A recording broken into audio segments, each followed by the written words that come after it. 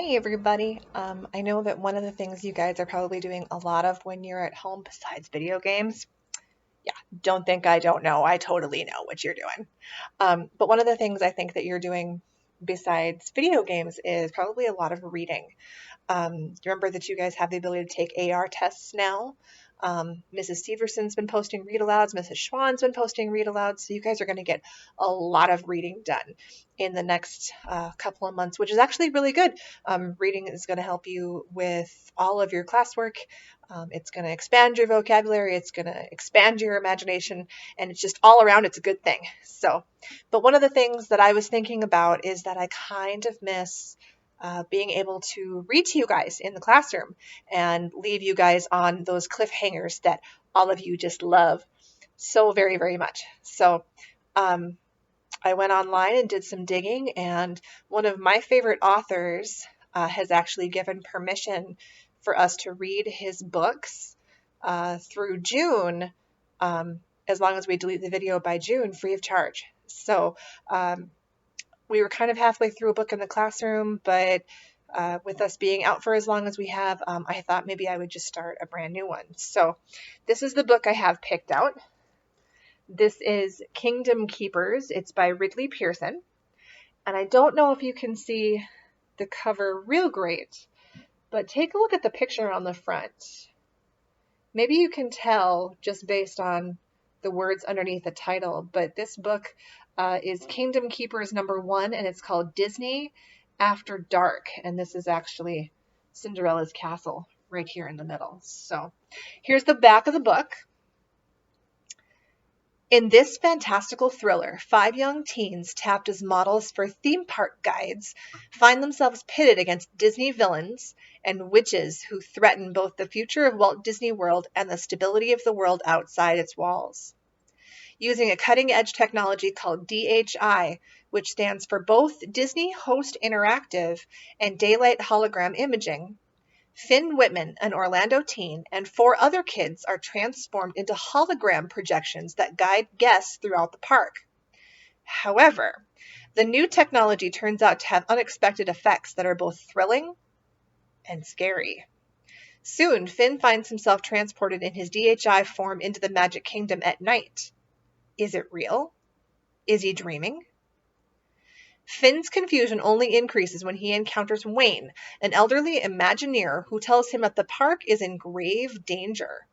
Led by the scheming witch Maleficent, a mysterious group of characters called the Overtakers is plotting to destroy Disney's beloved realm, and maybe more.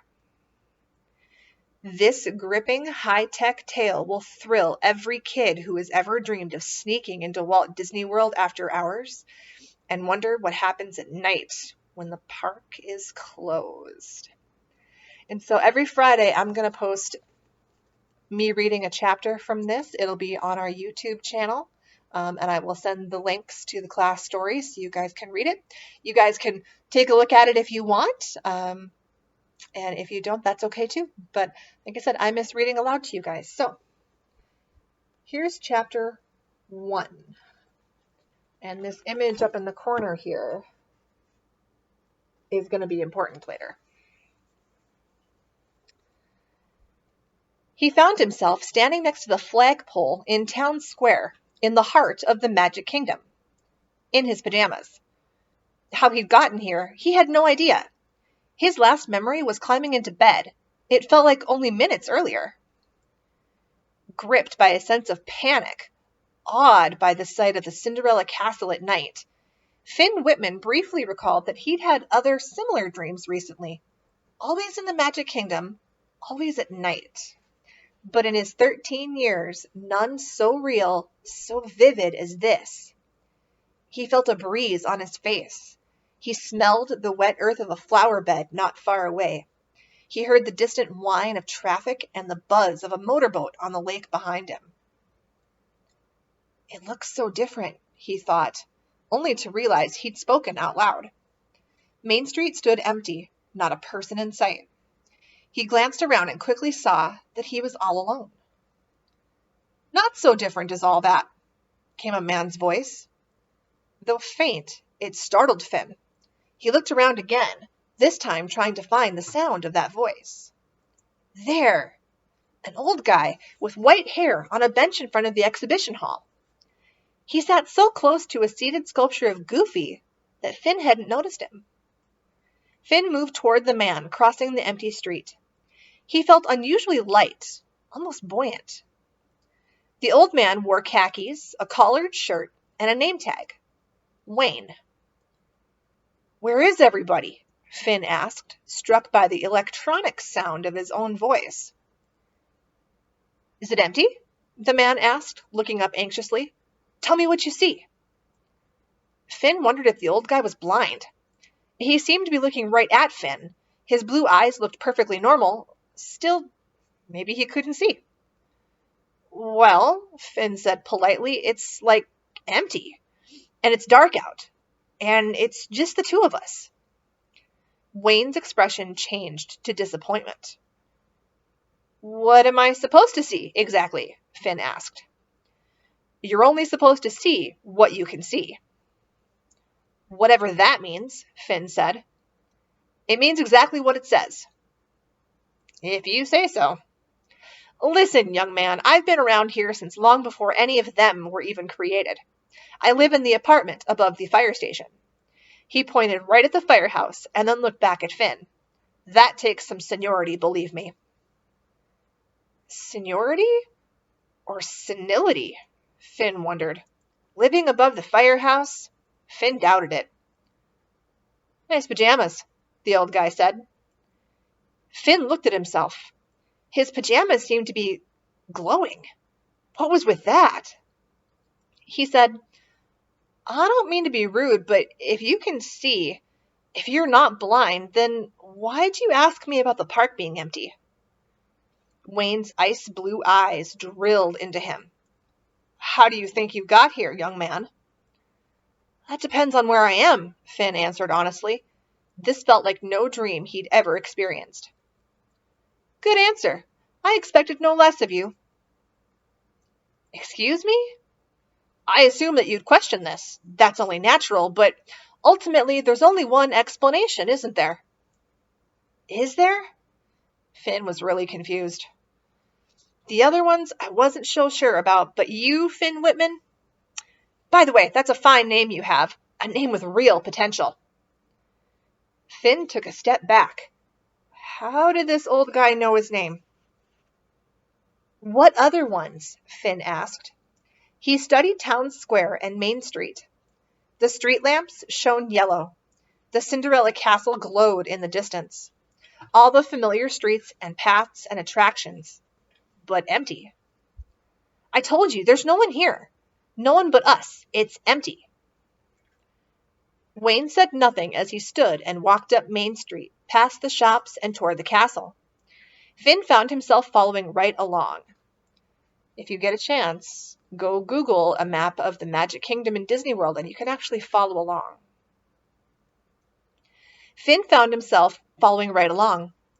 They reached Central Plaza, an island in the center of a traffic circle, the spokes of which led to the Magic Kingdom's various lands: Tomorrowland, Frontierland, and Liberty Square. They stopped in front of a statue of Walt Disney with Mickey Mouse. The castle rose majestically into the night sky. "What time is it?" Wayne asked. As Finn brought his arm up to look at his watch, he saw that his arm wasn't exactly his arm. It was glowing. Not only glowing, but he could almost see through it, as if... "What's going on?" Finn asked. "What's with my arm?" Wayne sounded critical as he said, "Figure it out." He then reached into his pocket and removed what looked like a remote control for a car, a small black plastic fob with a single red button. It looked like a garage door opener. "What's with that thing?" Finn asked.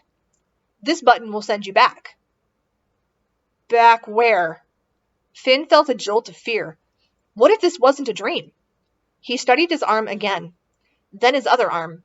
He looked down at his legs. His whole body was glowing and vaguely translucent. "Back to bed," Wayne answered. "So it is a dream?" "I thought so." "It's not a dream." Finn saw a pair of 4-foot-tall chipmunks come out of the castle. They walked down a path and turned left toward Toontown. He felt himself staring. He recognized them. What? Wayne asked excitedly. Nothing, Finn answered. You saw something, he practically shouted in Finn's ear, causing Finn to jump back, startled. Wayne leaped to his feet, suddenly years younger. He pulled Finn to his feet. You saw something, he thundered. Hey, what's the big deal? Tell me what you saw. You saw it too, Finn told him. Which character? Finn felt relief. Wayne knew Finn had seen a character, which had to mean he'd seen it too. He was clearly playing some kind of game, making Finn actually name the character. But Finn was good at games. Which character did you see? Finn asked. You want me to push this button? Wayne threatened. Did he? Finn wasn't sure. If it was a dream, the black remote control fob represented a way out. When was the right time to use it? He hoped to stretch this out a minute longer. It was fun here.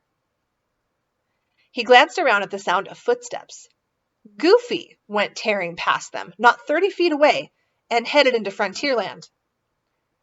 Wayne never moved, never looked in Goofy's direction. You're playing head games with me, Finn said. Am I? Goofy, Finn said.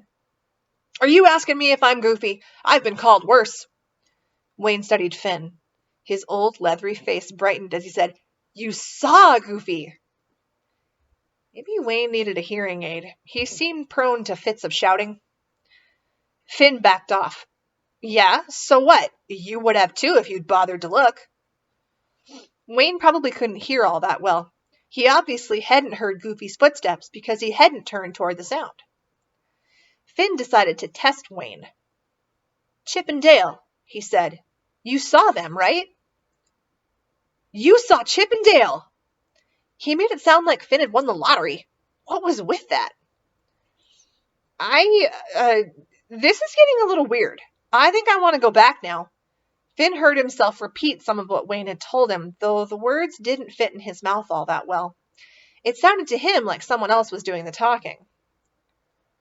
I'll push the button if you like, but I have to warn you. Wayne fiddled with the name tag pinned to his uniform. Warn me about what? What you'll be missing. The park after dark. Basically all to yourself. The attractions operate day and night. Not many people know that. Now I know I'm dreaming. But you aren't, Wayne explained. Are you forgetting your arm? Finn studied his arm once more. I'll admit, that is interesting. It's almost like... Finn caught himself. Like you're glowing? Wayne said in an all-knowing, I told you so tone of voice. Am I? What might account for that? Wayne inquired. Finn understood somehow that a lot hung on his answer, his imagining this place or dreaming it, or whatever was happening to him, his ability to stay here, to return. He wasn't quick to answer. He didn't want to face what Wayne was suggesting. I give up, he said. No, you don't, Wayne protested. You never would have been chosen for this if you were the kind who gives up on things. You're a finisher, Finn. That's what I liked about you from your first audition tape.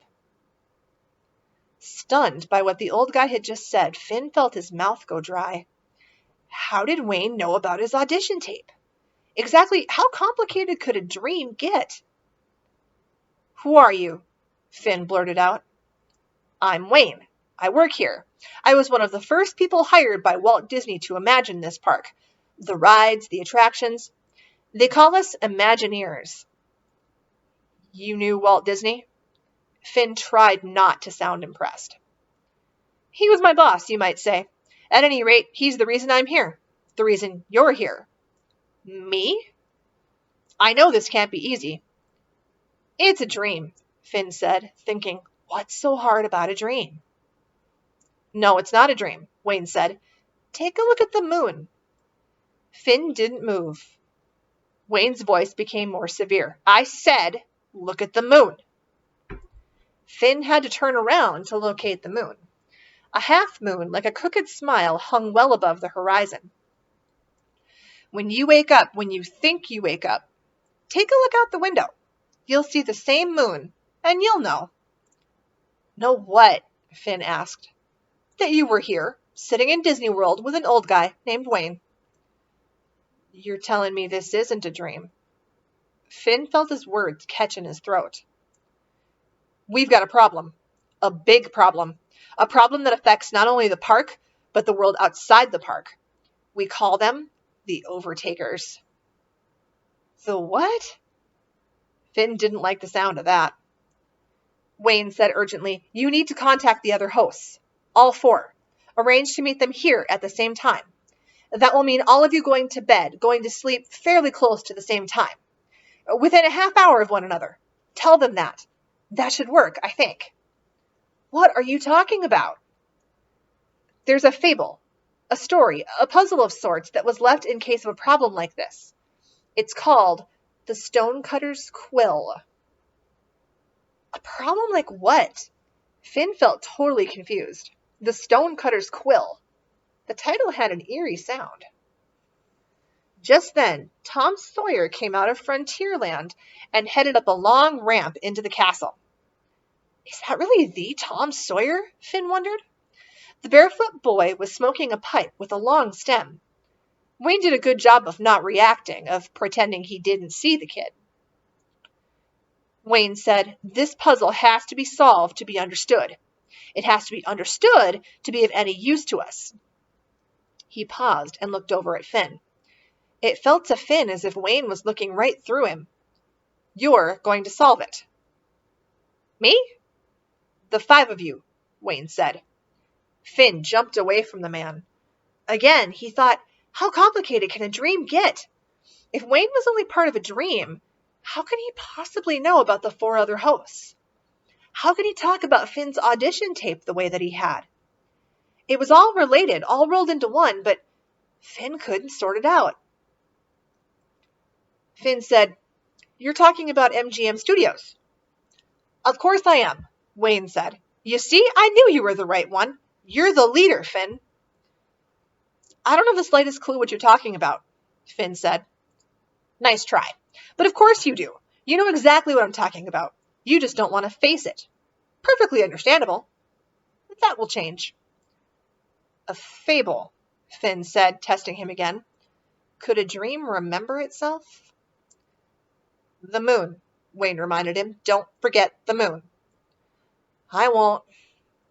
All 5 of you, I need you here, together, all in the same place at the same time.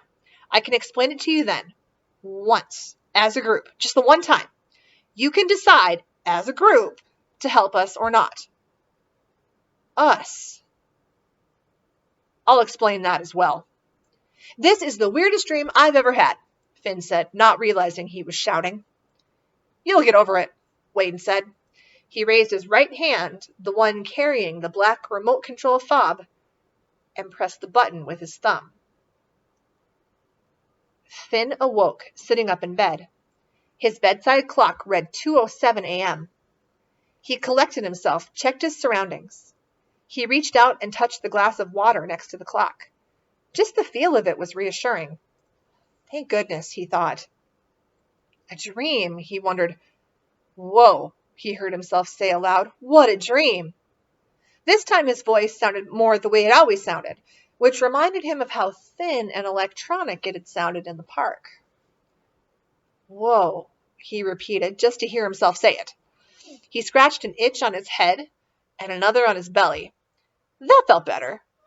He lay back down, his head on the pillow, his green eyes wide open to the dark room. All at once, Finn spotted a shaft of light, bluish light, on his ceiling. It was in the shape of a knife blade. Moonlight. Finn slipped out of bed with trepidation. He crept toward the window, afraid to look. The closer he got to it, the more his face was bathed in that pale light seeping in through a small crack in the curtains. Finn raised his arm and caught sight of his watch. His arm appeared solid. It didn't glow and shimmer the way it had when he was with Wayne. That came as a relief. Finn parted the curtains. There, out the window, hanging in the exact same place in the sky where Wayne had pointed it out to him, Finn saw the curving smile of a half moon. Could he have known that in his sleep? How? He looked again. The moon seemed to be laughing at him.